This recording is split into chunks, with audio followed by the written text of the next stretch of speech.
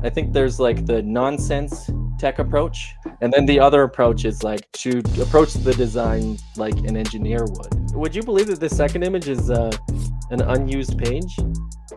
From what? This feels like it's just rotary phones busted apart and made into stuff. Everything has to be turned, cranked, switched, just like cha-chunk.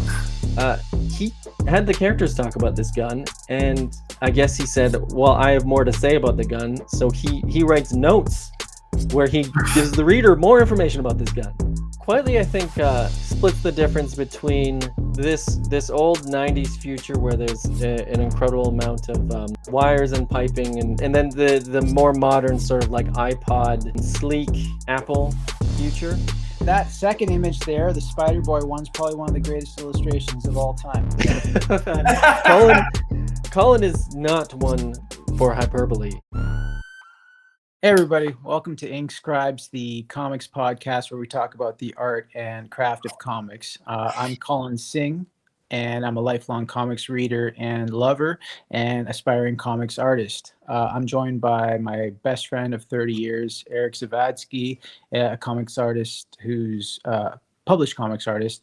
And also filling in for Dave today, we have Taylor Stoft, who's another established comics artist. Taylor, you want to say a little bit about yourself?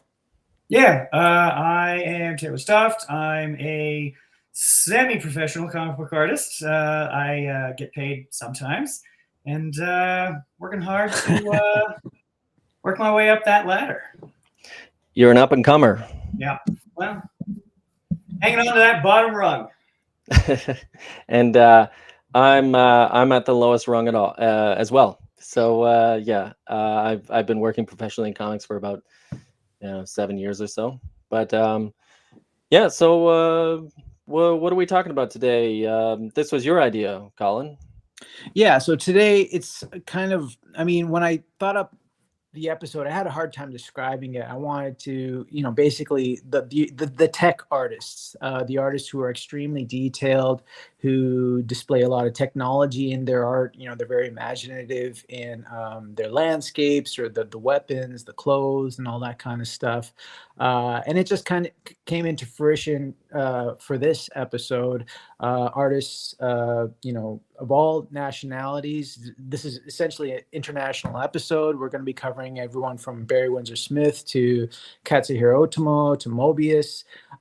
So artists of that ilk who can display a lot or be very technical in their storytelling.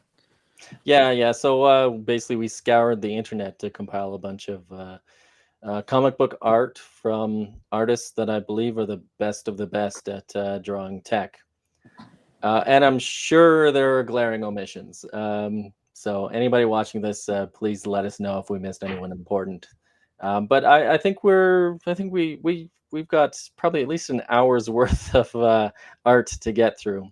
Yeah, well, definitely that. Just a small disclaimer to the audience is a lot of these artists that we are going to be looking at, we're obviously planning on doing deep dives into their works and all that kind of stuff. So even though we may not say much in this episode, we do intend to explore them more in the future. So, right. Starting out, I just want to say that when I start compiling these images and start thinking about stuff, that's when ideas start formulating in my head. So some of these theories I didn't have prior to compiling this stuff, but as I was looking through this stuff, I realized there's probably two different approaches to drawing technology. I think there's like the nonsense tech approach, which is usually the technology is designed pretty quickly. Maybe it's just designed straight on the page. Comic artists don't really get paid to design stuff. They only get paid to draw a page.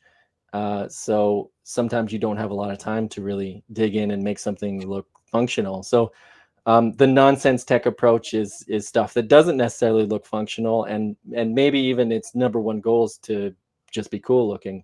And then the other approach is like to approach the design like an engineer would, to put a lot of care in to make it look functional and you know, it should look like a functional piece of technology that could potentially exist in the real world. And I think the best example would be like if you take the Shield helicarrier. When Jack Kirby designed the Shield helicarrier, I think he maybe designed it on the page because he was doing 5 pages that day. And that's why you for the longest time there was only that one angle that was repeated over and over again, because when it's designed on the page, that's usually the best angle, and you didn't really consider all the other angles. Whereas when it came time to do the Avengers movie, they had like a team of concept artists that probably spent just like an entire month designing the helicarrier and figuring out how it would operate and be functional. Usually you get those two approaches, and oftentimes I oftentimes actually in Hollywood, engineers are hired to do the concept art, but I think it's safe to say that the average comic artist is not an engineer. So I guess we'll be approaching it from the two lenses, from the nonsense tech and the more functional approach. That's a good distinction, of like breakdown of what it is. As I was going through these earlier, yeah, you can see the storytelling use of them as well, like the different approaches. Yeah, and I think like, yeah, in most cases it's just does it look cool? Yeah. Because like if we were to look at this, like this Barry Windsor-Smith stuff right here, the amount of wires all over the place. If we were to approach this as from a realism standpoint, it's ridiculous, and these characters would be tripping all over the place. Um, in an upcoming image, we'll see Wolverine as a hunter, and he would be like tripping all over the wires that he's that are all over him while he's hunting. So, but that doesn't matter. It looks cool. That's the primary function. Yeah, well, it's looking cool, and it's also just, I mean, taking the Weapon X stuff into account. I don't know about you guys, but being in medical situations in hospitals and stuff, you've seen like wires, not just wires, but wires taped together, like 3 or 4 different wires taped together, like you see in, hanging off of Wolverine's hair there in the first image. Or just like I've worked construction in the past. I've been in situations where there's just extension cords and wires just lying all over the floor. Like in that second image there, they're all hooked up to monitors and stuff, and just, you know, overlapping each other and all that kind of stuff. It doesn't really come down to tech per se, but also how much can you say and how much familiarity you can build with someone in their own memory of reality, right? Yeah, they're building Wolverine in this, right? Also, it looks like it looks like a living, breathing environment. That Yeah. it looks like you could walk through there. Yeah. But I think this is a sort of like at the time this was drawn in the 80s and 90s, and it was probably extrapolated to what the future technology would look like, because around that time, like we personal computers were becoming a thing, and there were wires all over the place. Whereas if this were drawn today, this would be sort of a retro futurism, a sort of like future by way of the 80s, because we're in a wireless world now.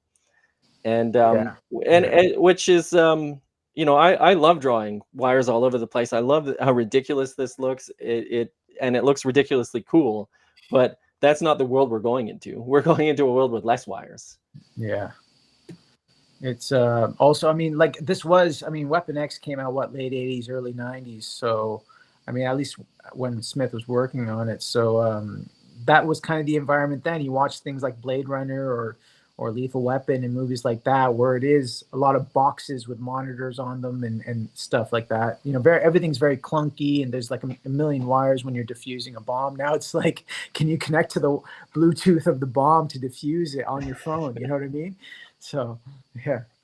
Yeah, I mean, we all did art for this episode, and I have zero interest in drawing a wireless world. I threw a crazy amount of wires. I threw as many wires as I could onto the art that I did, because it's just it's so much fun, and it's just, you know, it's a lot of fun to look at. But yeah, so this is a pretty iconic page. Again, like I said before, not the most ideal thing to wear when you're hunting. And it's a good way to communicate he's like weighed down with all of this. Like even though he's out, he can't escape what they've done to him. Like it's letting you know Logan is slower than he would be. He's a prisoner. a prisoner. Yeah, like his vision has been taken away. His arm is bound. He's still just barely out of there. It's a great use of tech, chonky tech for storytelling purposes. That also Actually looks really cool. that is a good point, because I hadn't considered that I was just like of the mentality of it just looks cool, but yeah, you're right, it does give a sort of like prisoner vibe. Like the helmet itself, I mean, it's obviously oversized. It's kind of like hanging at a tilt, like a salad bowl tilted on his head. But it's also reminiscent of, you could say, with the red visor, it's like a mind control octopus that's just like hanging off his head, controlling what he does and against his will. And he's kind of more of like a zombie than anything else. Yeah, when you take away the eyes, it does give that effect. That is a good point. Yeah.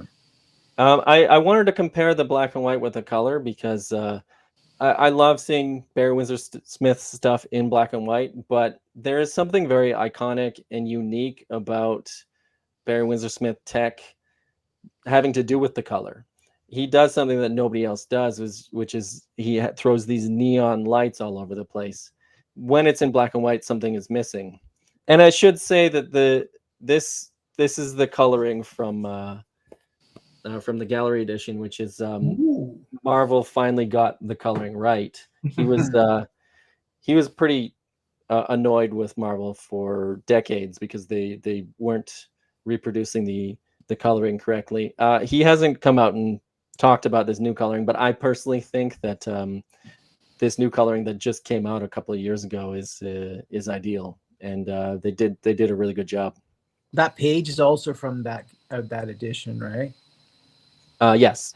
Yeah, and so this here highlights a perfect example of the neon lighting that is just so iconic, and such a perfect example of what Barry Windsor-Smith does. I love that background. It's like it's meaningless. But I was also, gonna say, yeah. I get it, right? Like there's something going on behind him. It's all just flat panels. Like the everything's monitors behind them, but there's nothing on the screens except like jagged shapes going in one direction or another, right? Like and it looks great. Yeah. Oh yeah, absolutely. But even if you'll notice by his right knee there, or I guess his left knee, our right, like the lines are kind of going off in a diagonal direction. Now I don't know. I don't want to read too much into it, but either he was kind of just trying to do whatever, and by do whatever I mean he's like, I'll just kind of play around this. If I add a little bit more black here, it'll kind of balance his leg out, kind of thing. I don't know what he was going for there, but then you notice on the opposite end of the page, it's all triangles, inverted triangles, in like a pattern. Yeah, I mean, who knows? I would if I were to guess, I think he was probably just going for as much variety as possible. Yeah. Because that creates more visual interest. But I don't know. He's a master of the form. There's probably a whole bunch of stuff here we're not seeing that he was contemplating. I'm also noticing all the little bits that he's added to the floor too. Just like this stuff gets ripped apart. This falls apart. It's and given how exhausted the figure is, it's like, yeah, it took a lot of work to bust out of this. Yeah, it looks like a mess. Yeah, the destruction of tech and like what survived and what hasn't. It also looks like he's in hell. Like it does not look pleasant. So yeah, I've got a little bit more here. I just wanted to show off some black and white stuff. I wish I had the comparison here. Something is missing when it's not colored. I should say he colors his own work, and like when you look at this stuff, it's like multicolored, crazy, but still just again very cool looking. This entire issue is wild. What is this from? He did a fill-in issue on one Iron Man comic, and I think it was like it might have been an epilogue to some big crossover, and I think the entire thing's like a dream sequence. It's just him having a nightmare. It's it's a wild story of just like a nightmare of the just tech taking over. Yeah, ugh. It's a great fusion of like an organic crawl of tech, but you cannot mistake it for anything other than those are the circuitries under the armor. Like that's the transistors that power the suit. Yeah. Do you see a little bit of Kirby in this? Especially yeah. the chest panel. Yeah. Yeah, when it's opened up. Yeah, because I'm noticing that now, which Kirby, he at one point was a Kirby clone. But yeah, let's move on to our next artist, which is the legendary Travis Charest. This is sort of an epilogue to Alan Moore's famous run on Wildcats. They got to do like 10 pages. Yeah, check out this organic, crazy technology coming alive that's like reminiscent of Akira. It's super patient too. Oh yeah, like the meticulous detail. Like Yeah, like the lines on the tubing is so perfectly spaced. But he also does something that I really like that I really wish I had the patience for is being able to just leave like spots blank. It doesn't have to be detail everywhere, but it does need to be in the places that he put it. that's actually one of my favorite qualities of his, and a quality that I am seeking in my work as well, which is this perfect blend of like hyper detail in certain areas, and then negative space in all the right areas. You know, so not everybody gets that like that perfect amount, but like you can look at this and say this is really detailed, but also look at how much white space is there. I want to comment that Charest is great at drawing realistic guns, and he's also great at drawing this crazy sci-fi tech nonsense gun that Majestic here has on like on this second page here on panel 2. The Usually, Ghostbuster gun. yeah, and usually you get like an artist who is very skilled at drawing just like nonsense guns, and then usually get an artist who's very skilled at drawing like a realistic gun, and you don't always get the combo in every artist, but like he's got that combination. But he's also using like unfortunately, we all know what handguns look like. If you look at the handgun that Grifter has, like a lot of that is just black, and you know, our minds go, yeah, I got it, I know. Yeah, let me 100%, look yeah. at this diesel punk 40s radio gun thing that's also there. I mean, that's what we're really here for, right? Exactly, yeah. Okay, so are you guys familiar with these covers that he did? This is Not for so easy. DV8, right? Or So C23, something like that. no. So around this time, Wildstorm relaunched like all their titles, and it was like eight books or whatever, and so they each had a variant by Travis Charest, and all 8 connect to one giant poster, and it's just very cool looking. But yeah, it's amazing. Like this is all just like again nonsense. Like it's none of this stuff is anything. None of this stuff is functional. Like we don't know what any of this stuff is. It's just designed to be cool. I was gonna call what she has on. Who is this character? This is Zealot on the first one, and then the other is a DV8. Call them wings, but they're not. They're just kind of proto. They're extra sword weapons. Yeah, they're just kind of Greebles or Waldos or something. But they do look like somebody's designed these pieces to slot together for a function to be revealed later. Yeah, and when you Edward when Scissorhands. and when you see it all put together, all these things, all these tech fit together with the other covers, and it's just like floating objects. It's just floating cylindrical objects. It's ridiculous looking, but like just so fun. Like he's got this little flag hanging off, and he's got a little nozzle here and there, and even playing with the text. I think that character, I might be wrong, but the character might be called Purgatory, but I'm not sure. It's like a DV8 character. I love that gun she has. Yeah. Going off what you said about the cylindrical shapes is like, I just want the audience to know is like, notice how just in these two images, he's only using circles and spheres or cylinders for all his tech and all of his complexity. There's no cubes, no blocks whatsoever, except for if there are, in this case, like her swords and the blades hanging out of her back, they're all very flat, like shards of glass. So he's using flat planes and he's using cylinders, all in that image, and he can establish quite a bit. He can actually be quite creative with that in both of these. And how crazy is that? That he's like, I'm just gonna do all cylindrical stuff. I'm gonna use all round. Yeah. Like he's like, I'm gonna do the thing that is incredibly difficult that everybody avoids and hates doing. Yeah. I'm gonna be the one guy who does all that stuff. Well, if you go back to the last two page spread there that you had up, like the same thing. He's still just using circles and tubes and whatnot, right?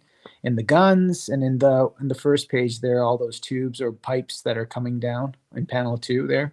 Yeah, I mean, I guess he was owning it at the time when people were afraid to do stuff like that. Like, generally speaking, you wouldn't get a lot of this stuff. He's like, well, he's basically saying, well, I'm going to be the guy to do that. I should say that all this stuff, he didn't ink this stuff. He's well, he inked the covers. I should say he had an inker on this one. So I don't know how accurate the cylindrical stuff was in the pencils. I'd imagine they would be because he seems like a very meticulous artist. But he did ink these covers, so yeah. If he's inking those, he's got the pencils of the last two have got to be super tight. Yeah, it's just so impressive. On these covers, he was learning to color as he went, and so this one's black and white. There is, I think he found a way to color it, but the color version did not look as good as the other colored versions because this was the first one he did, and you could see he very quickly got very good at coloring, and yeah, it's just impressive to see all the covers. And yeah, here's another one. You get this weird like badminton racket tech piece and all this floating stuff, and yeah, it's just so fun. Again, all circles, spheres, and cylinders there. Yeah, just so he's really gone on that odyssey of just seeing how much he can come up with using just one principle of shape, right? This stuff feels like he was designing it on the page, right? It does feel a lot more explosive than the other two. Yeah, like stuff wrapping around each other and kind of bending and in waves. He's actually, I've read people talk about him. People who used to be in a studio with him, and some people have said of him that he wouldn't do a rough. He would start on one edge of the page and work his way down. Man, it's just crazy. Isn't it like Kirby? Kirby did that, right? Yeah. I think Kirby might have got to a point where, yeah, he was, in order to save time, he needed to. I think he just threw away his eraser at one point and said, like, if I'm gonna get 6 pages done today, I gotta get rid of this eraser and sink or swim, right? But yeah, you can. So he's obsessed with these. At this period, at least, he's obsessed with these cylindrical objects. So I just wanted to show off the cover to his now classic Wildcats X-Men Golden Age, because he's even got a cylindrical object in the background, which that probably has nothing to do with the story, but I mean, it just looks cool, and it became his thing for a bit. I think with the story. I think. Yeah, I think throwing a Daemonite in there or something. Oh, right. Yes. Yeah, that's right. Yeah, I just flipped through that the other day when I was organizing my books. Oh, it's gorgeous. Yeah. Have you read it, Taylor? I haven't. No, I need to. I've heard, like, you and I have talked about Shirow before, but I haven't. I don't know much about his work. I got to get up on some of these books. I'm going to grab some of them because these Make sure you hold it in your hand. Yeah, because this. Don't watch it or don't read it on an iPad. What for you is different about it?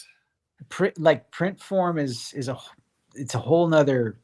That's a whole nother episode, man. I'm very anti-digital. I'm very anti-AI. I'm very anti, just all that kind of stuff. You gotta hold it in your hand. I'm a lover of books my whole life. Like just the production of a book, how a book looks, the material they use, the just the overall jacket design, the interior design, the binding, the fisheye, everything about it, you know. But also with this particular comic, there is no ideal digital way of like. I'm sure you can find pirated scans, but those were scanned way back when and are just atrocious. Like they were scanned by some amateur who didn't know what they were doing and at an incredibly low res because it was probably scanned in 2004. But this is actually the originator of the Absolute Edition. In France, they got the rights to this stuff and they published it oversized. I don't have a regular comic here, but like it is an oversized edition. It ended up in the Wildstorm offices, and then Scott Dunbier looked at this and said, "We need to make oversized books like this because this is amazing." So I would track this down. It's in French, but it doesn't matter because like the oversized art is just gorgeous. This is like the best way to read it, I guess. Even the printing on the actual comic is not that great. Like this is the best way to see this art with this French edition. That's right. But moving on, let's. I wanted to show off Charest's version of Barry Windsor-Smith's Weapon X. I wanted to bring something up about that. Now that's interesting. Again, going back to using shadow off the detail of something, like if you take his body hair in the right image, well, both images actually, but you can see it better in black and white, is like you can look at it, say his leg, are those actual hairs or are they the shadows of the hairs? You could go either which way. I think he looked at a lot of very stark black and white photography to kind of pick up on a lot of those types of techniques in terms of establishing detail. It's got almost a what is that called? It's a like lithograph almost feel of it, where he's just like carving these lines, these fine lines to produce different tones. Well, yeah, it kind of works as a gradient. Like it kind of works as the little lines slowly become darker and darker, and then it's just a spot black basically. What I find really interesting about this is how similar it is to Barry Windsor-Smith, the originator of that look, and how way different it is too. Yes, I think he pushes it further. That's like he kind of like downgrades it a little. Like it feels lighter. Everything the wires are finer. They're kind of swirling around him. Yeah, and they're restricting him more though. Like that's true. Yeah, it looks like if he moved his arm, it would he could barely move. I think he pushes it further because he's got probably more variety with the wires. And the boxes look like that could actually have some kind of readout about his body on it. Well, this is like going back to the retro future. Like these look like VCRs. Like yeah, like cassette tape boxes and with just like the click buttons and all that kind of stuff. Yeah. He's got I love it. Like my takeaway is like if I were to draw Weapon X from this era, it should look like 90s. Like it should look like a 90s VCR hanging off him. Like it should look like you drew it in the 90s. But yeah, you've got a lot of variety with wires. You've got which I think is an important element to drawing really cool tech. He's got like twisty wires. He's got like ribbed wires and like bunched up ones. He's got ones that pair off into two wires. It creates a lot of visual interest when you add a variety like that. But yeah, it's a ridiculous amount. And the little ports everywhere. Yes. They're just like, ooh, that looks like they're dug in. They've almost become a part of him. And man, now looking at them, so many of them don't have anything coming out of them. Oh yeah. Like a lot on the chest are just like, no, that just came right out and he got out of there. It's so he's like, his body is open to the world now. Yeah. Yeah, I mean on this second image, the wires towards the bottom of the page, yeah, it looks like he like ran out of there. It looks like they got ripped out of wherever he came from. Yeah. Oh yeah. That's like it's just there's a story being told there, which is yeah, it's very cool. Illustration, telling a story with an image. Yeah, and so Travis Ray is a Star Wars kid. Oh, boy, So yeah, my takeaway from the from if you were to describe the technology of Star Wars is it's rusty old tech, and the what epitomizes that is the scene in the first Star Wars movie where we, as the audience, see the Millennium Falcon for the first time, and we as an audience are in awe at this, but like Luke Skywalker looks at it and his first reaction is what a hunk of junk. And Travis Ray is very good at that, at drawing technology that looks like it has been used. It's rusty, it's old, kind of falling apart, and it's just an aesthetic that I really like. Yeah, this feels almost like I think the term is diesel punk, but it's definitely that, you know, first half of the pre-atomic power half of the 20th century, where they're like, you know what, if you just put enough cylinders pumping in something, we could get to the moon. Yeah, that's steampunk, right? Something like that. Yeah. You call it diesel punk? Diesel punk, I think is what it's called, because it's like, you know, the 1930s or something like that. Just before just before the bomb happens. Yeah. Oh, okay. So pilot jumpsuits, that jumpsuit look. Yeah. Like the Rocketeer, you know? Yeah. Yeah, like it's, well, the First World War caused a lot of technological development real quick, and it as a result, it all looks very mishmashed together.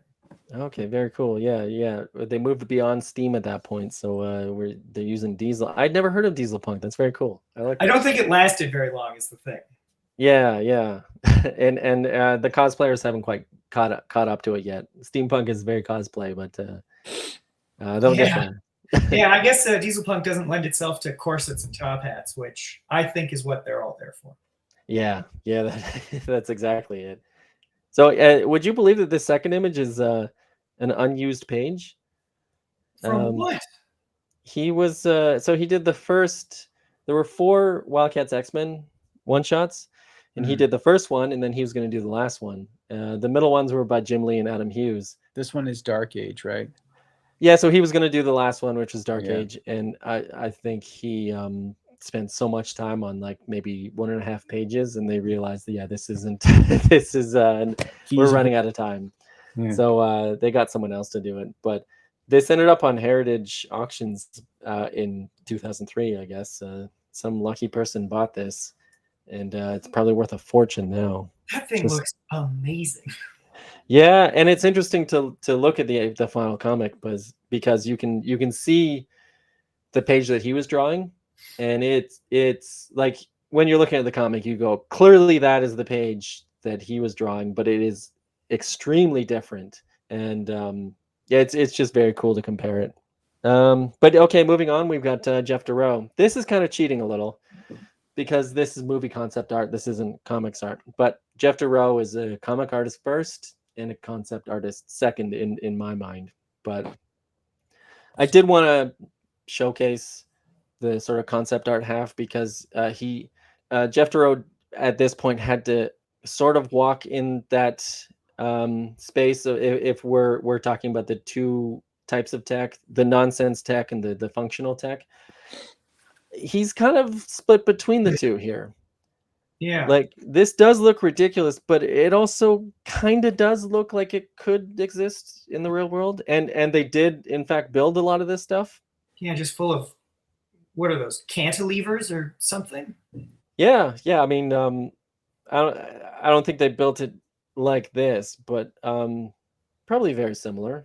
But it definitely looks like the sort of thing that like will lift an engine block out of a car so that you can move it around. Yeah, it looks practical. Yeah. So did I mention this is from The Matrix? This is concept art he did for the first Matrix film back in the 90s, when again there was still wires everywhere, and screens were not widescreen. Yeah, I don't think they ended up using that many wires too. I think it was just one that went into the back of their neck, and that was it. And it's like a million wires going into the back of your neck. Yeah, some production manager went, no, we're just doing the one. we can only afford so much, and this is wild because there's not a lot of negative space in the center of that. It's just piping, just a lot of piping. Yeah, but you know, if you look, it does resemble quite a bit of, like, if you at a plant you'd see in a botany textbook or like a National Geographic magazine, like a close-up shot of like a stem or something. Does a great job of communicating scale as well. Yeah. Yes. Like those are just like buds coming out of a plant Yeah. kind of thing, you know? Yeah, there were stories of when they hired him to do this. Usually all the concept artists work together, but Geof Darrow doesn't want people looking over his shoulder, and he didn't want the filmmakers looking over his shoulder, and so he would just hide in the room and say, I'll just give it to you when it's done. And you know, it's Geof Darrow, so it's just like, you just do it. And you know, he'd disappear for several days on end and then come back with this amazing stuff that yeah, I mean, it's just crazy. Like Geof Darrow's a visionary. Oh, this late 90s tech aesthetic is just so cool. It looks like everything is going to hurt you if you run into it.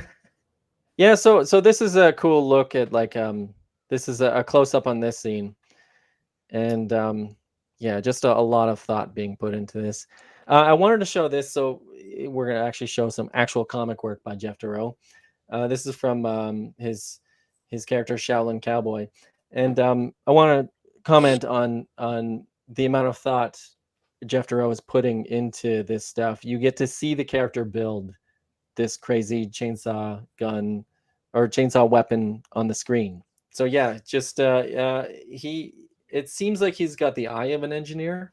And, yeah, because it looks like, you know, well, gotta put that little pin in there, otherwise this whole thing is gonna fall apart, is a great little detail to a thing that definitely does not exist.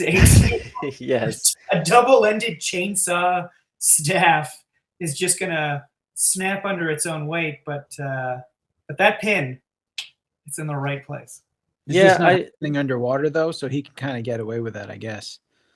Oh yeah. And yeah, what counts, I guess, is just like he put just enough thought into it.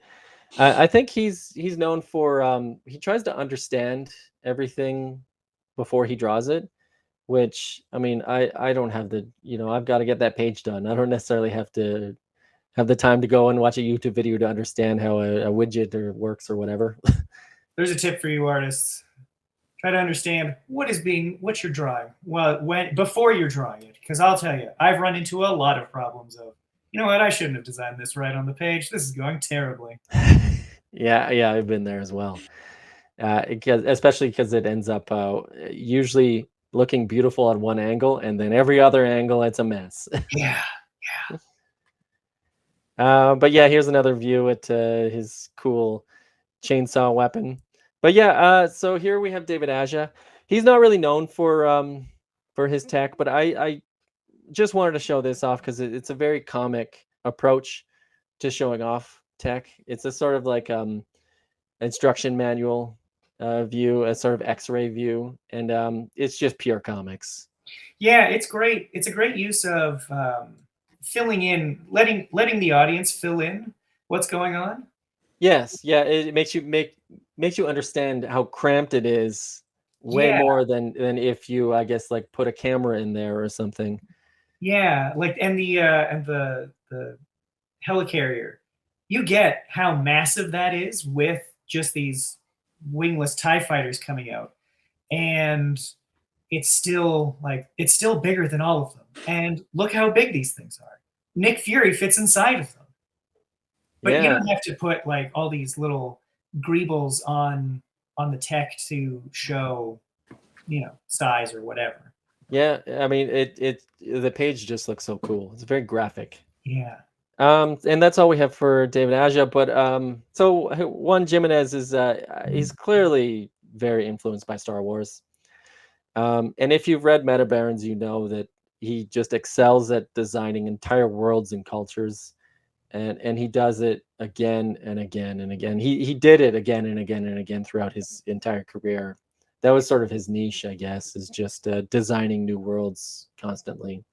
He's a real master at contrasting cultures, how he'll give the tech of one world like very sleek, simple shapes and like flat colors, contrasting with like a world where it's all, again, wires and gears and all that kind of stuff, right? Like even in these 2 pages, you can see in the first one, very nice looking white. Is that it's like a snowmobile? And then the second page with that Warwalker thing in the very last panel there, one is like way more. There's a lot more going on with the second one than the first, but under the hood of that snowmobile, you can see that there's like a complex engine with vents and connections and that kind of stuff in there too. Yeah, it's always fun when you get to peek under the hood and see just a mess.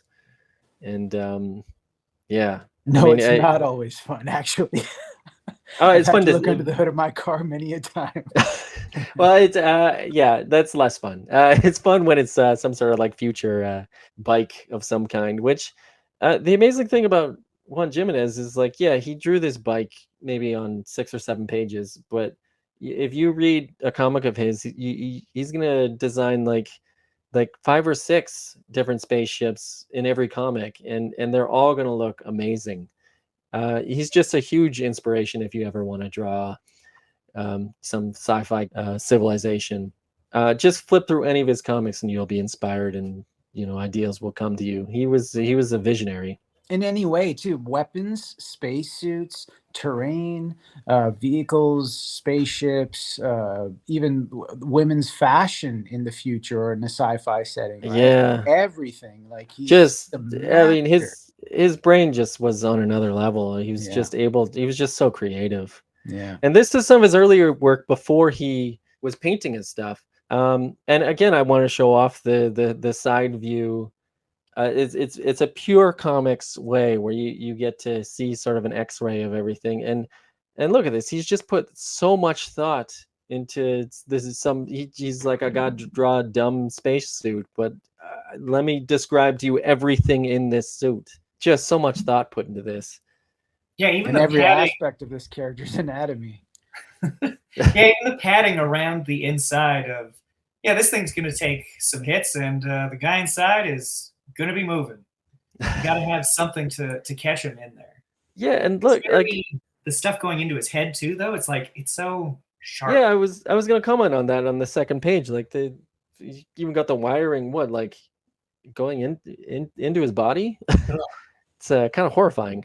But yeah, and this is I love his painted work, but I look at this and I just want more of his inked work, because this is just stunning stuff. It's just beautiful. Yeah, well, to go off what I said earlier, I mean, even the women in his work, he was him and Mobius, like you compare them both, like the same in that when they were drawing beautiful women, it would be the less is more, as long as you put it against a very complex background, or like she's sitting in the cockpit of a spaceship, or her even her clothes are very complex, but when she takes off her mask and you see her face or just her body, it's all white, right? It's all negative, very delicate very appearance. delicate, exactly. But yeah, we could not do this episode without showing Kirby tech, the king. Yeah, because the nobody draws technology like Jack Kirby. It's so him, and there's nobody since that has really like taken up the mantle of like this crazy Kirby tech. It's so fun looking. Yeah, and it looks like it was designed on the page. Like it looks like it looks like he had 5 pages to draw that day, and he just went wild. So a lot of this comes from, I think he's very influenced by Aztec architecture and art, and I think that's where a lot of this comes from. Yeah, he can. Yeah, because it's very proto New Gods. The New God stuff will get like even more basic shape, but yeah, you're right. This is kind of, well, it's got to look like an actual scientist made it too. Yeah, and there's a lot of recurring elements. Yeah, he's got a lot of like swoopy, curvy cables all over the place. There's lots of like rows of circles and raised discs. Well, he also he's really good at putting complex shapes together. So it's not just all cylinders. There's blocks in there that are fitting into cylinders and all that kind of stuff. That's a key though, is a variety. Yeah, You a to make variety. something look fun, you got to add a lot of variety, which he certainly does here. Yeah, the big hoop, or not hoops, but like swooping pipes coming off. It's just a great, yeah, this thing is huge, but there's smaller components. Maybe it's being held up by these things. Yeah. The second image, especially, it was just like, no, just this small part of it is being held up. Yeah, and look at this MC Escher spaceship that the Human Torch has to run into. Yeah, the Infinity Loop.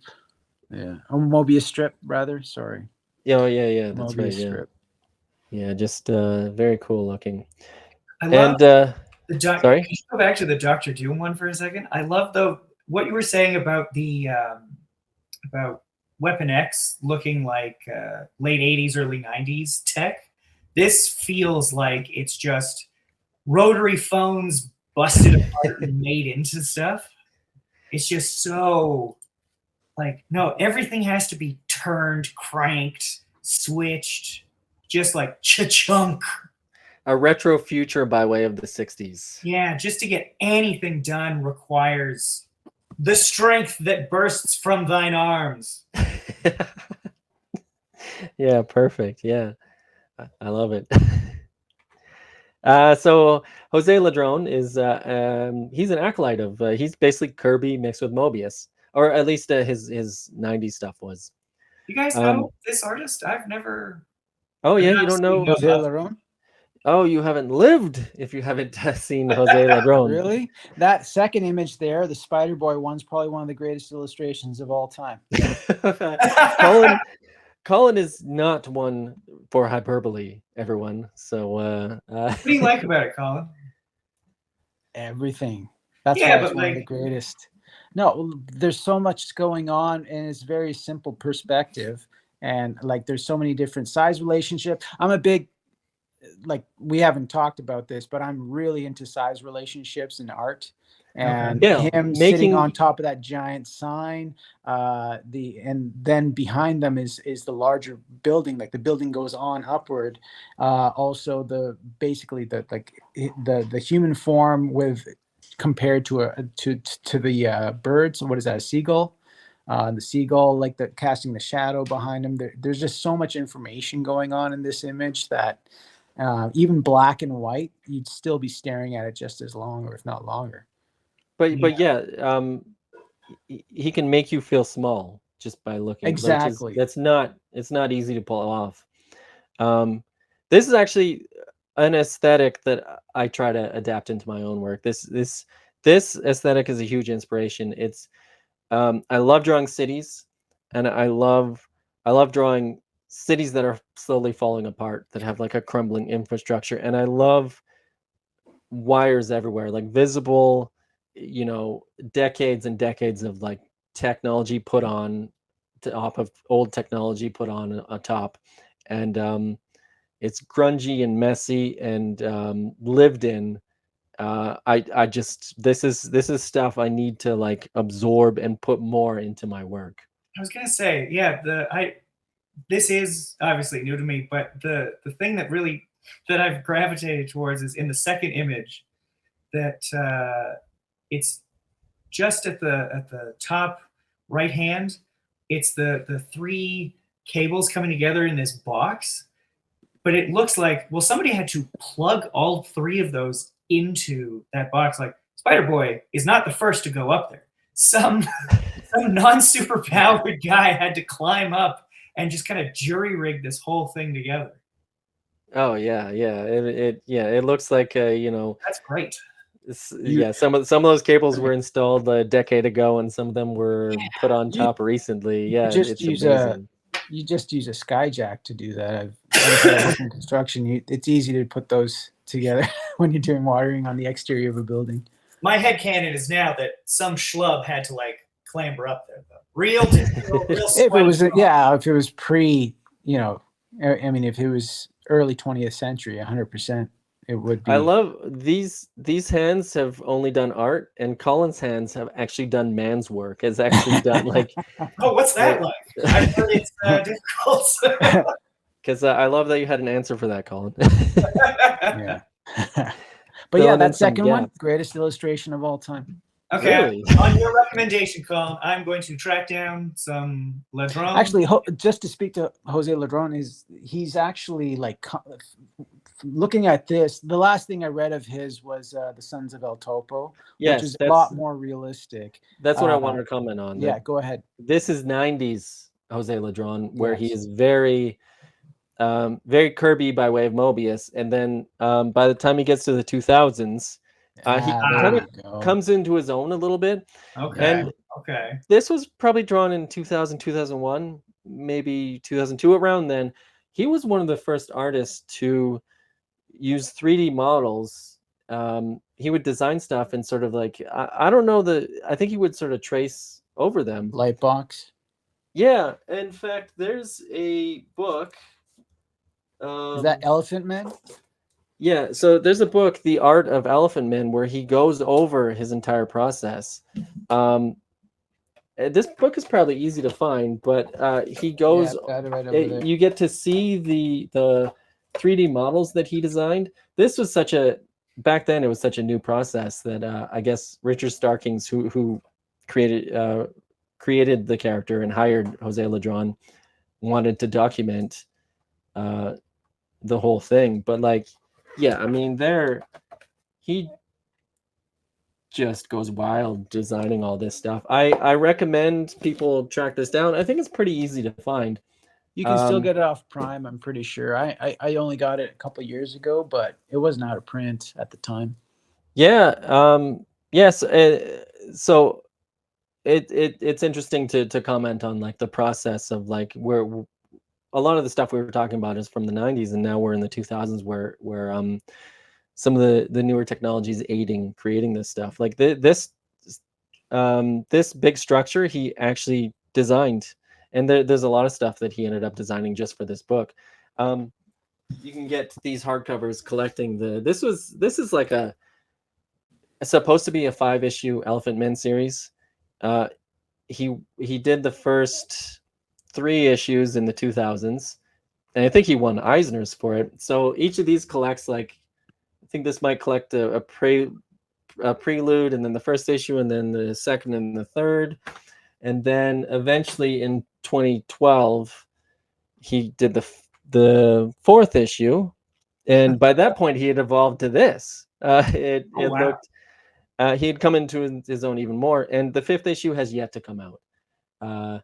He just teamed up with Jodorowsky, and he's been busy with Jodorowsky ever since. We have yet to see the final issue, and this 4th issue is one of my favorite things José Ladrönn has ever done. You can see like although he's still using models, it does look a little more natural. But yeah, I highly recommend track down this. This is like issue 4. It's like Hip Flask, Elephant Men, like Ouroboros or whatever. It's a beautiful issue. Yeah, this is great. I gotta check this out because I see what you mean about it being it feels more natural. It's a little less constructed. It's a little less stiff. And it's purely his style. You don't see a lot of the Kirby or the Mobius anymore. And also around this time, he got to, like, he's an acolyte of Mobius, and he got to do Final Inkle. And this must have been a dream come true to him because of how much he loved Mobius. And like he got to redo this iconic first page from the Inkle. And again, this is firmly in my wheelhouse of a grungy, rusty city that is just a mess and is very lived in. And just look at the amount of work he put into this. Like every page is just like labored over. This looks like every page he spent like a week or 2 per page. Yeah. And as Colin said, the size difference, just like you feel the scale. Yeah. Yeah, these characters feel like this city feels big. Yeah, he's falling. It feels like he's fallen forever. Yeah, it feels infinite. There is no end to this now for him. Yeah, like look at this last page. Like there's 3 different settings on this page, and each setting is fully realized with just so much going on, so much designed.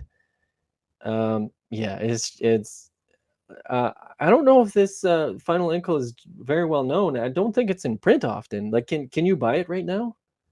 I'm sure it did really well in Europe. In North America, I heard about it when it came out, and I was excited about it and all that stuff, but I don't know what the impact was.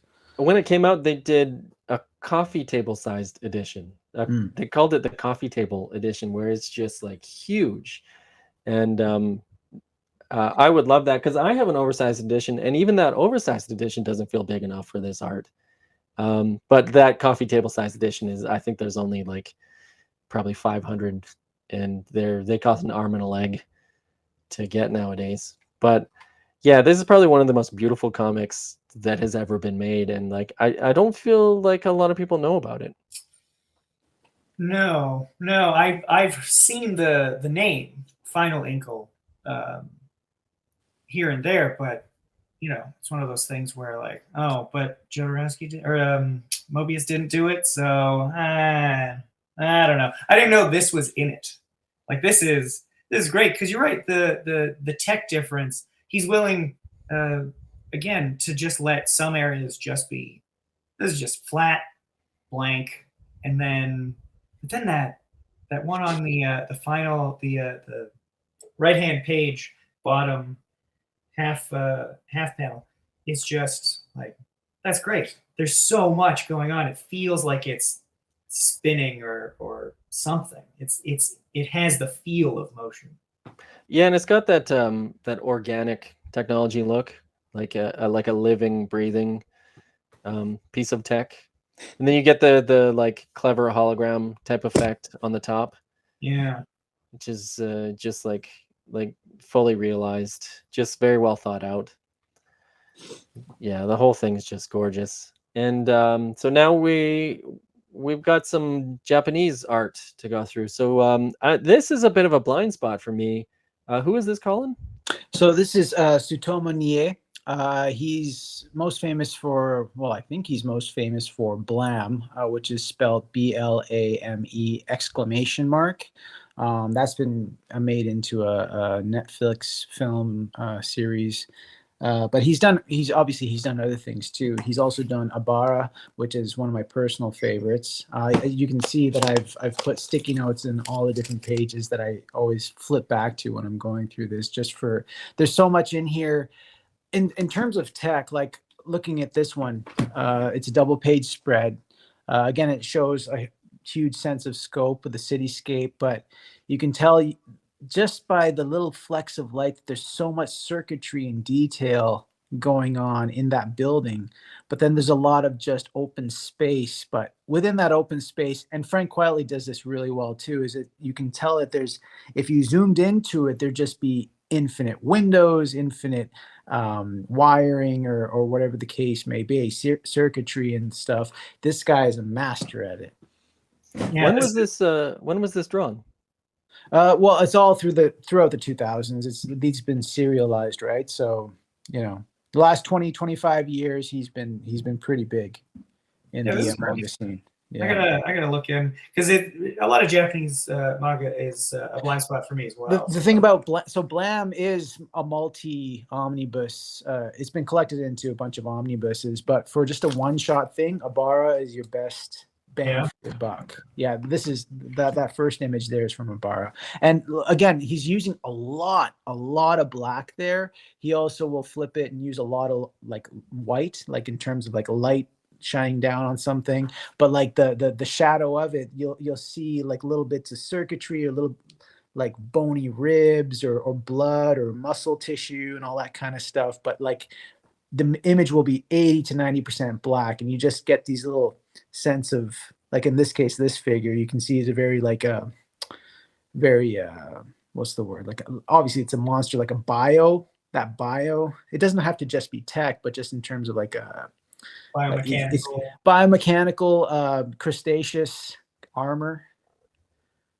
Yeah, there's something on the elbow of the figure that it's just like a few dashes of Yeah. not even light, but not black, and you get the feeling of like, is that like a pulley system or fibers of some kind that like you're seeing the understructure of this gross, Yeah. really heavy outer exoskeleton.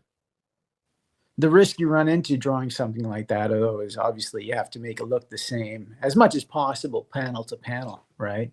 Yeah, you'd have to know, like, in the light of day, what does this thing really look like? Yeah.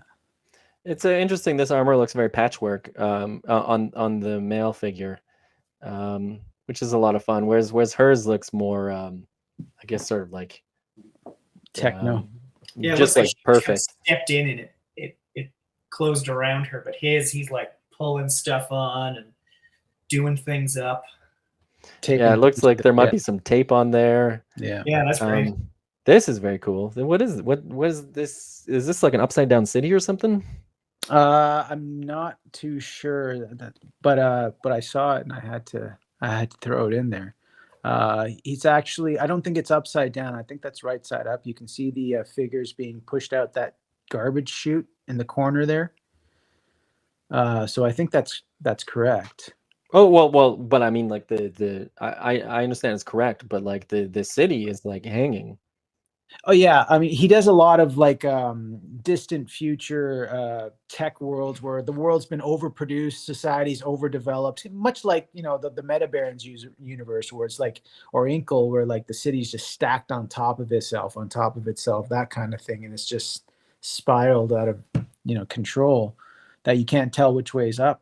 It also had kind of a feel to the earliest images of the Barry Windsor-Smith Weapon X stuff, of just like, this is so sharp and messy at the same time. Like everything is overlapping, everything is, well, as you say, overdeveloped and just kind of like built on top of itself, and because we're trying to cram as much stuff, and it just feels like, oh, that's gonna cut me as soon as that figure hits something, it's gonna slice them open. Yeah, it's a fun mess.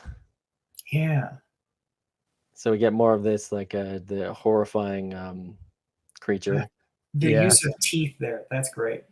I hope one of the takeaways from people who watch in this show is like when it comes to being a very detailed artist or the very techie artist, someone who's very creative in that sense, you don't have to just kind of be focused or dialed into one way. You don't have to draw every line. You can use light and shadow to your benefit to just kind of establish, or size relationships and scope and perspective and all that kind of stuff to get across the same feel or the same vibe. Like an artist like Geof Darrow or Frank Quietly compared to someone like Travis Charest. I mean, they're still both masters at what they do, trying to establish what the point they're trying to get across.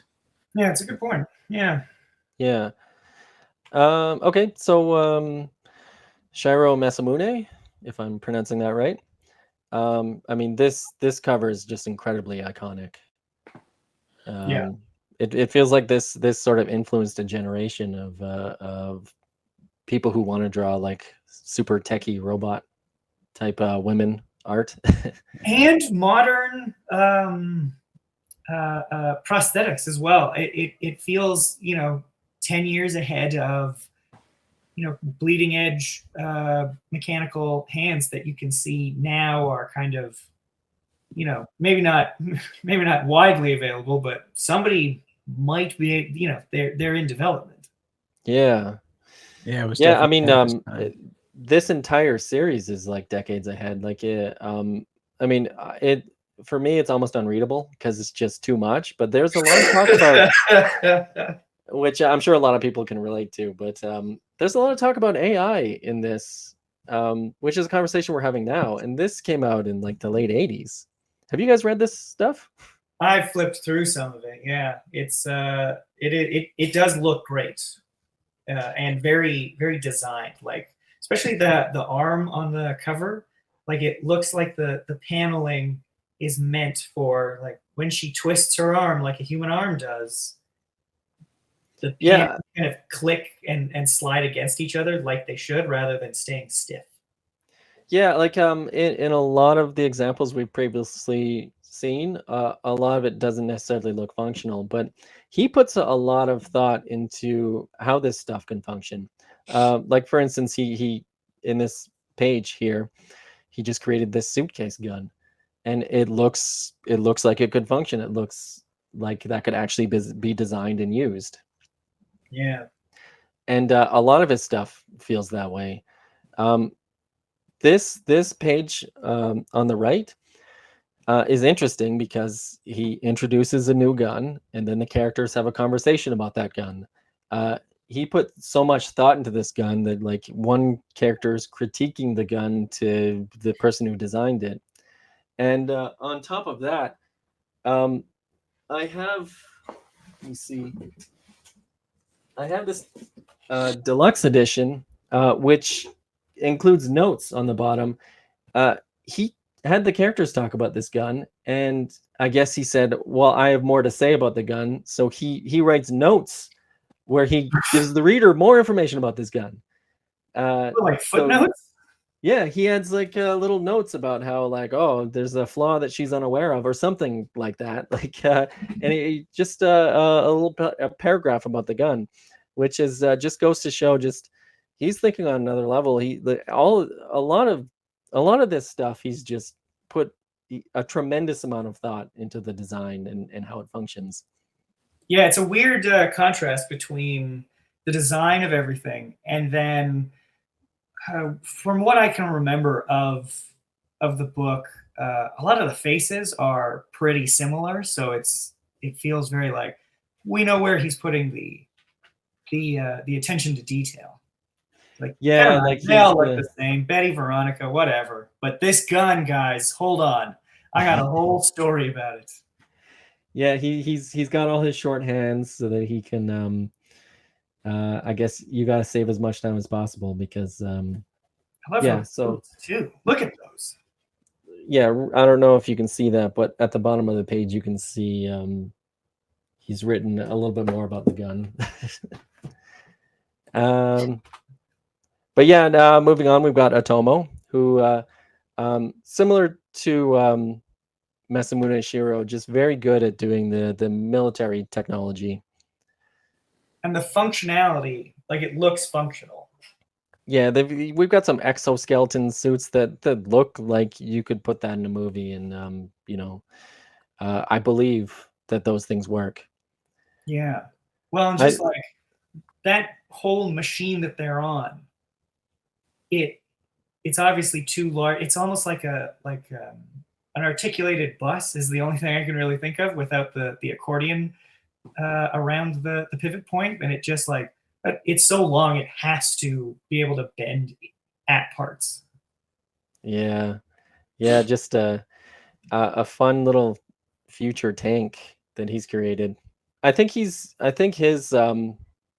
the thing he's most well known for is the sort of organic tech that like Tetsuo becomes, where in the anime Tetsuo is falling apart and the technology is like branching out all over the place. And so this pinup on the right here really highlights the organic quality he can bring to designing technological stuff. Yeah. Yeah, going back to the military stuff, he just designed this military base elevator that is just so iconic that It lives in my head rent free. Yeah. yeah. When I think Otomo's tech, it's like that image of the whole platform descending. Yeah, it's not I even mean, going straight down. It's going like it's going down at a yeah, like how 45. long, how big is this base if Yeah. it's going on an angle like that? I think that there's a Ninja Turtles video game in the 90s that uses this elevator. Oh yeah, dude. Oh Yeah. shit. You just saying that brought it right back to my brain. Which was clearly influenced by this. When I was drawing House of L, I was given an opportunity to draw like a sort of elevator like this, and so I was very influenced by this and studied this a little because I wanted to I wanted to use this a little. But yeah, it's and here's some more of that like organic looking. Well, maybe it's not organic. Like I guess you got some frost on there, but just the huge pipes. It almost looks alive. Yeah, it does. Yeah, it looks like it's reaching. It's trying to reach out. It's Akira trying to extend itself out into the world, even though the whole point is containing him. Yeah, very well designed. And these devices actually, I think, exist. Like there are some. I saw somewhere some like grainy like VCR video from the 80s of one of these flying devices actually working. What? Yeah, unless I'm crazy, yeah, I think in the 80s there's a Japanese like flying device like this that you could find. Red. But yeah, and I want to show off here, like similar to what I said about Shirow before. He can draw a realistic gun. Like this gun, he knows how the gun works. He knows all the pieces and how a gun looks like when it shoots. How the slide pulls back and how it functions and you know the shell casing coming out, and he can draw a realistic gun, and then on the other page he can draw a really cool future gun. He can operate in both areas, and he makes it look easy. Yeah. And then I just want to show off here, like over the course of the multiple volumes of Akira, he got a chance to draw two different sort of satellite laser guns. I guess this was in the 80s with Reagan's Star Wars program, which was like a fake thing to scare the Russians. Like, but Otomo got to draw this thing that I guess the world thought was real, and yeah, it's just very very cool looking. And also on this page is they're in a aircraft carrier, so he gets to draw the cool piping all over the place. Yeah, anytime he draws piping, it has a weirdly retro feel of like the first. You ever see images of like the first submarines they had to use in World War II before they kind of finessed them a little bit? And it's just like pipes everywhere, all controlled by wheels. Oh, so that's just so scary to be in that tin can. That's like DOS hadn't even been created yet. Like, yeah, it feels like, man, they are not that far away from that. So I think we're pretty much at the end, but Quietly, I think splits the difference between this old 90s future where there's an incredible amount of wires and piping and just a big mess, and then the more modern sort of like iPod sleek Apple future. Yeah.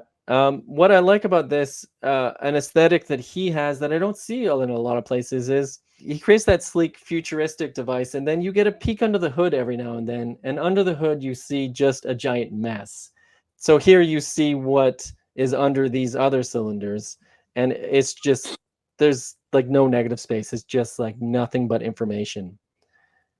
And again, here you get this sleek spaceship. It's very round and perfect, and then under the hood it's just a mess of technology. And you don't see a lot of that with all the other artists that we've presented here. Usually they just go one or the other. You go the old retro future, or you go the modern iPod. Yeah, he has a real knack for that. Did you include any images from the Authority of the Carrier, or no? No, but or the Master Mold Sentinel and New X-Men. Your Ibarra image kind of reminded me of the of how Brian Hitch drew the carrier. Yeah, like you can see the lights of all the windows and circuits and all that stuff on top of black, right? Just peppered throughout on top of a black rim. Yeah, when Frank Quitely or Brian Hitch drew that carrier in the Authority, They did a really good job of creating that scale that is so hard to create. Like that carrier was it was written to be the size of worlds. Manhattan Island, wasn't it? Yeah, and they miles, did it. something long. Yeah, and it felt that big. Yeah, They were able to pull that off, which is not easy to pull off. one of the things I really like about Quietly's covers, though, because you're right, you get just the peak of the machinery underneath, but I love that he adds just enough detail to the outer shell as well, not just the component to create form. But like the seams between the paneling of the metal panels that's covering the exterior, right? The body. Yeah, of the big robot panels are or made up whatever. of little panels that have been kind of fused and sanded together. And yeah, it's just gorgeous work. It's and he's really good. Like if you look at this first panel here, he's just really good at that balance between hyper detail and negative space, where you get the tremendous amount of detail in this jungle or rainforest setting, and then you get the sky, and the ship doesn't have a lot of a detail on the top. It's just the perfect balance between the two, because detail is not easy. It's not easy to know when to stop. It's just so fun to detail stuff and just go wild, but it takes real discipline and knowledge of the craft to know when just enough detail is just enough and when to walk away. yeah, And Quietly is a master at that. I'm terrible at that. I think like, but you're here looking at it, right? You should have stuff to look at. No, hold back. Yeah, oftentimes an artist can spend 2 hours making something beautiful, and then a half hour just ruining it by adding more and more and more and more. Yeah, figures just get lost in all the detail. It's like, damn it. And that just comes with experience, I guess. I because that's something I struggle with as well, is when enough is enough. It's something I'm actively working on, and this is good stuff to study to achieve that. But in that second page, just like the cleanness of the circle arches, like there's nothing going on there, and there doesn't have to be. It's great. Yeah, it's just perfect comics in my mind. But yeah, that's the end of that. We are way over time. So let's just quickly just to at the end of every episode, we like to we are artists ourselves, so we want to show off a bit of our own art. Yeah, we all assigned ourselves to draw something tech related, so we decided to all draw Iron Man. Or in your case, you drew War Machine. Colin? War Machine. I did not get that note at all. Still inking it, no. But No. Yeah, well, Dave was gonna do this episode with us, but obviously Taylor stepped in for Dave. Dave couldn't make this episode, but Dave is also working on an Iron Man. We all agreed mutually on Iron Man, but War Machine's my guy, so I pulled rank on War Machine. You are getting a surprise from me, boys. So actually, first of all, just like Colin, can you quickly just like you flash it on the screen? Can you talk about what your Well, I was using Nihei. I was gonna basically this has to all be filled in with black. There's a pencil drawing there you can't see very well, but I'm just going in with a Pigma brush and just kind of using a lot of black, trying to define the form by more by shadow than by actually being technical with all the paneling and stuff on War Machine's armor. And I'm also, I started out very ambitiously. I wanted to have like rocket launchers and Gatling guns and all that stuff. And it's all there, but I wanted him to actually be firing everything. So I started with him really small in the middle of the image and all the missiles and everything going everywhere. And I just couldn't find a real good composition for it. So I decided to kind of close up on it instead and just do kind of like a medium shot of him. Yeah. Yeah, you're still working on that. That's work in progress. Well, it's pretty much done. It'll be linked tonight, and then you can still show it up when you air the episode. So, okay, cool. And wait, Taylor. So Taylor, I didn't give you the right note. What note were you given? Just I can't remember. Just tech of some kind. Oh, okay, cool. So what I came up with was because, as you know, and at your on your advice, I'm getting back into the physicalness of drawing because I've been digital for so long that a lot of these skills have atrophied. So I thought I'm gonna give myself a small introduction. So I went with Murder Falcon with the intent of making like, okay, well, let's just make the arm as Oh, very cool. there we Oh, go. yeah. Right The on. arm as techy as possible. Oh, wow, very cool. Yeah, and then as I've been saying, I just kind of overdid it on the background. Yeah, you think so? Well, the thing is an art professor of mine once said, better to have anything in the background than absolutely no background. Because at first it was just the figure, and I thought, that's not great. That doesn't do anything. And then, well, as you say, it is fun to go in on it. So, half an hour into drawing it, I'm putting in Marshall stacks and monitors and lights and stuff that probably don't need to be there, but Well, no, that's I mean, this whole conversation was about like excess and the cool of excess. yeah. But these are the lessons you learn, right? So yeah, and so you've done so much digital, and you're diving right into traditional because I like bullied you into it or whatever. But how are you finding it? I'm ashamed to admit this, but several times during just this, I have gone, oh, there's no Control Z to hit. Dude, I went through that. Too. Yeah. You're just like, oh, right, I got to do this by hand. Yeah. Okay, like I had to, at first I was just working with just the vinyl eraser, and I rebought myself the kneadable just so I can like, okay, well, I don't want all of this gone. I just want to take some of it off. So it was a nice reintroduction to not just the act of drawing physically, but also the tools that you need.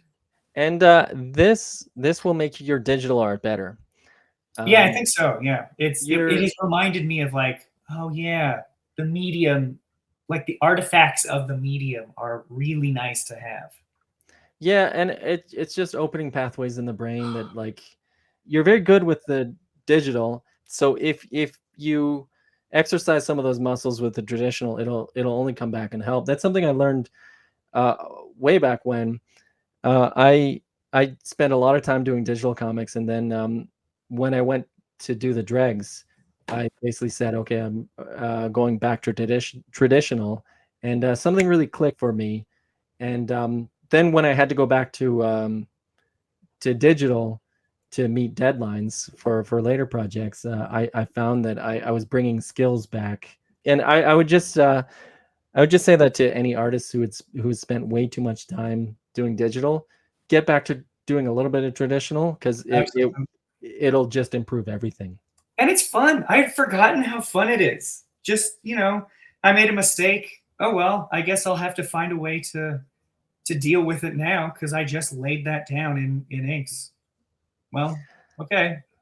And it also reminded me of a passage from a book whose name I can no longer remember, but sometimes these mistakes will remind you, well, you can make a really bad drawing, and it's fine. The world doesn't end. You're okay. Just keep going. It's fine.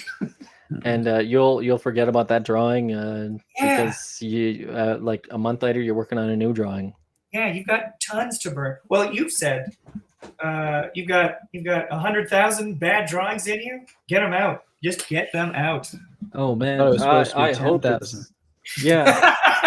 I was like, I'm probably 100,000. Maybe other people are 10,000. But yeah, 100,000 sounds accurate for me. Yeah, it hit home with me as well. So it felt correct. 100. Yeah, that's probably it. But yeah, I drew an Iron Man as well. I actually, it was a commission. Somebody requested a commission of Iron Man, and that's actually kind of the genesis of how we ended up doing this. Two birds, one stone. Unfortunately, I already sent that commission off to the person who got it. So I guess I have on the iPad here. I have what it looked like, but I'll also pop up a video. I have a video of the process. So with this piece, I penciled digitally and then printed out and inked and colored traditionally. I started off with the one idea and actually put a lot of work into it before scrapping it. I just found this initial idea too boring. But you can see here that I wanted to embrace that aesthetic we talked about of retro future, excessive, messy wires. And I'm really trying to tell a story with every illustration. So with this, I wanted to say something about Tony Stark. He's more than the armor. He's the mind that can create and recreate the armor when the chips are down. What'd you color it? Oh, I colored it with a blend of markers and watercolor.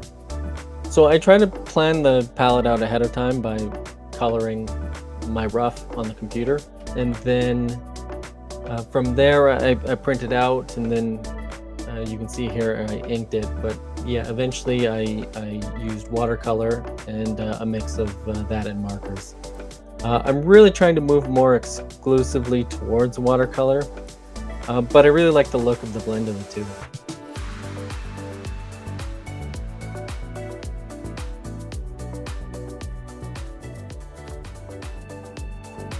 I like a lot of the interesting textures you can get from watercolor. Honestly, I'm not trained in any of this. I'm just sort of figuring it out as I go, and I'm having a lot of fun while doing it. But I wish I had more time to play with this kind of stuff. I think the appeal for me of doing these episodes is it affords me the opportunity to do more of this stuff, because primarily I'm drawing a comic, which is a full-time job. It's all-consuming. So doing these episodes provides a bit of a deadline, forcing me to put aside some time to do fun stuff like this.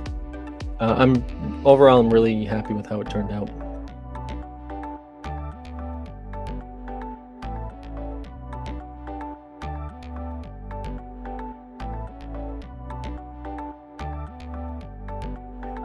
I would also recommend anybody wanting to try getting into watercolors, you can get watercolor pencil crayons that